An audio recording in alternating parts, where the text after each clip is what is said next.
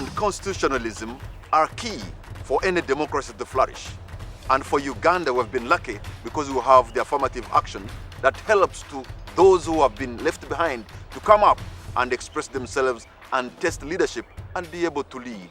So the women and the youth have come out to show Ugandans that they can also partake in Uganda's democracy and Uganda's leadership. On UG Race 2021, we host a woman of substance, Jovah Kamateeka, representing the people of Mitooma in the 10th Parliament. But she's going back to them to ask for a mandate to lead. Jovah Kamateeka, welcome to UG Race 2021. People would be asking in Mitooma that, look, you have done pretty well for the people of Mitooma. You have built capacity for yourself, and probably they think this is the time to leave the affirmative action ticket and join the men and wrestle them down.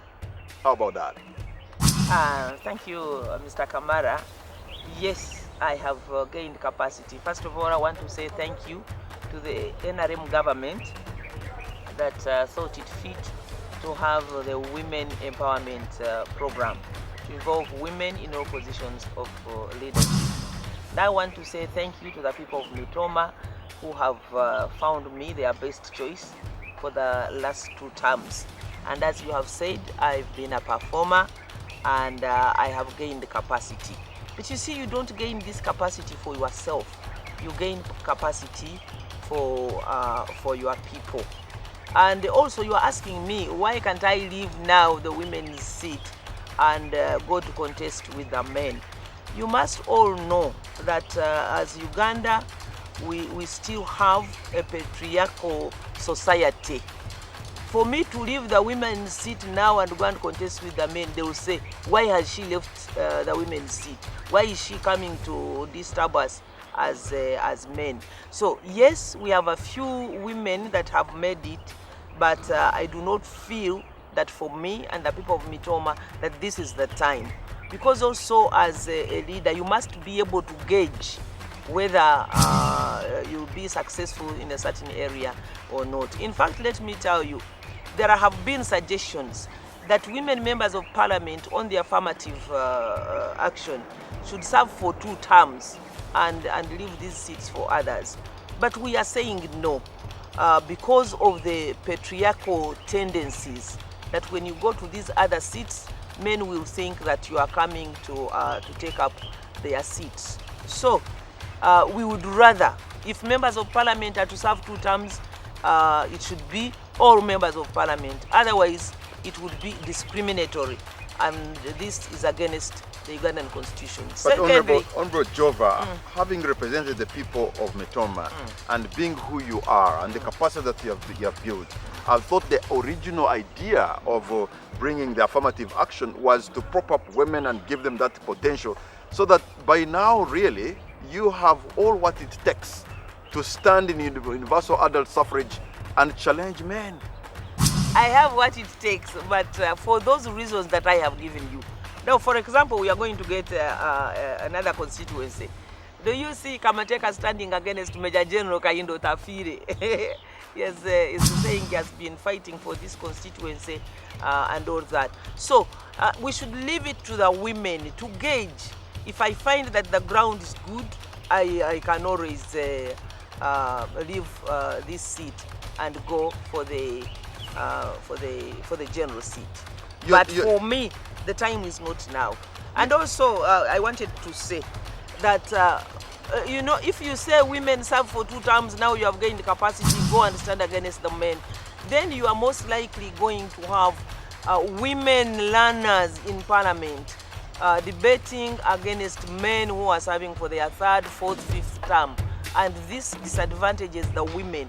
So in other words, you are not really promoting them, but you are putting them in a difficult situation. So they will end up not being as effective. Now I'm sharpened after my 2 terms. I am more sharpened to defend women's rights and other people's rights than if I was to leave now and maybe not make it. There's a high likelihood that you'll go and contest against the men and you'll not make it. And the people of Mitooma will lose and Ugandans will lose. You know, there have been some policy proposals put forward by the government of Uganda, the NRM government, especially Women Empowerment, Youth Livelihood Program, and you know, Operation Wealth Creation. I wonder how those programs have been able to work in Mitooma, because one of your roles is the oversight role. Yes, the Women Enterprise Fund is doing wonderfully well, because as one of my roles and achievements in Mitooma, I organized the women into an umbrella organization called the Mitooma Women Development Association, which has now become a circle. We started at district, we went to sub-county, we are now at parish level. So the women are well organized, and they get this money, not only the women in this umbrella organization, but also because I've been encouraging other groups. So they get the money, they use it, and they return it. Actually, the major problem is that this money is not enough. It is little. We would want as many groups as possible to utilize this money. For the Youth Livelihood Program, yes, again, the biggest problem is that the money is little. We have very many youth groups.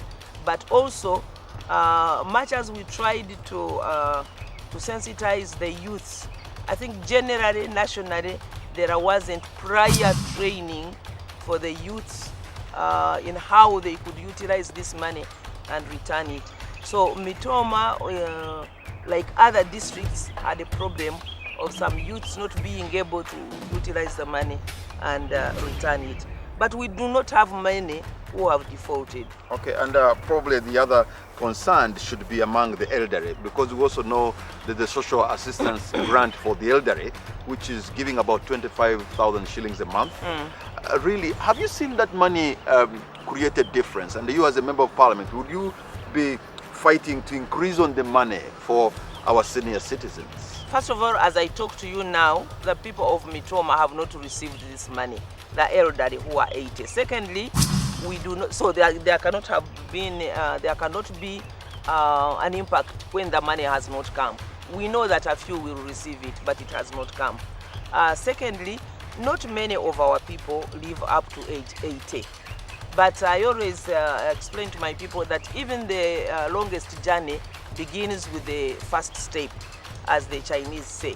So it was a big step to move government to roll this money, to this assistance to the whole country, because it was a hassle. So because the money was not enough, they said they would start at age 80, and we agreed, but we want to see government put more money into this bag so that the age can continue going down. This is what I tell my people. It is a promise. Yes, we started at age 80, but we know not many of our people live to that age, so we do not want to tell lies really that government is assisting you when there are very few people who are being assisted. So we hope that the age will continue dropping and come to 65, as has been happening in the north and other districts. So now, why didn't you, as a member of parliament and your colleagues, challenge the age cap of 80? Because we know Uganda's life expectancy is around 60-something years. But now you want to help people at the age of 80. In other words, you want to give them money almost 20 years after they have died. Mr. Kamara, we challenged this. But the biggest battle was, can you go to all the districts rather than give just a few? Because we pointed out that assisting only a few elderly in a few districts and leaving out the others was discriminatory. So government said they did not have enough money, and we were actually ready to say, if there isn't enough money, let those who have been getting also not get, so that we do not continue to discriminate against the elderly.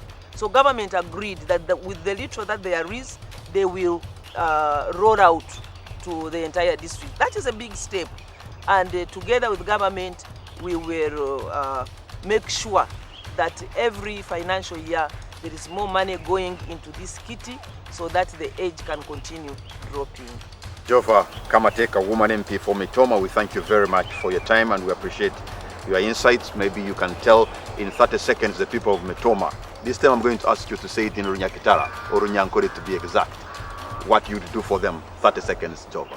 Abantu ba Mitooma mwebale mnonga okuntamu obwesije mu kanzini ko mu paramenti kandi nimukimanya ngunjerizeho nakora nakorera intunguka y'amaka gaitu ndukoragana n'ebibiina by'abakazi no kutushomesa twena ntushemerire kukwatanisa kukorera entaasya y'amaka kugira ngo buri maka gagire ebyokurya birikumara buri maka gagire entaasya ntwenda ngu tweyongere tukorere okureba ngu amaka gabasa kushomesa abaana n'okutebekanisa abaana b'abishiki kushoma kumaraho.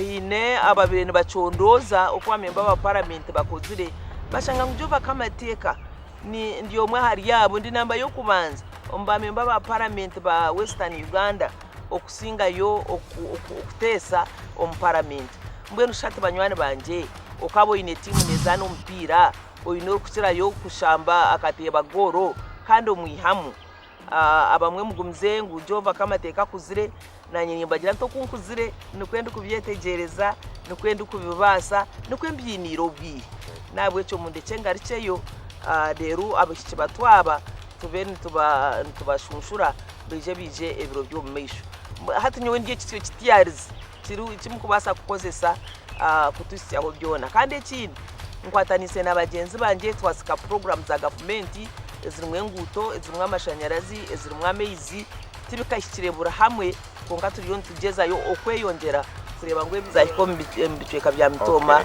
byona. All right, there you have heard. You are member of parliament representing Mitooma, coming again to you and to your house and to your communities.